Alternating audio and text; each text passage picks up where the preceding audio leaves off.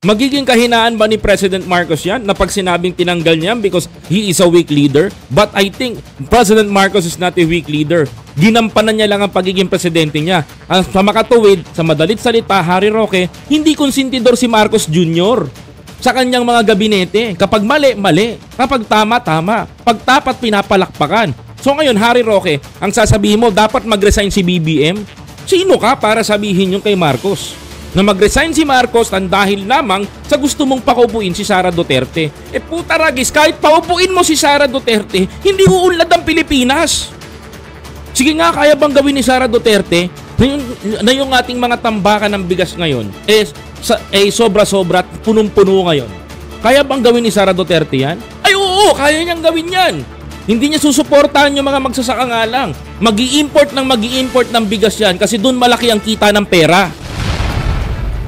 Sige nga.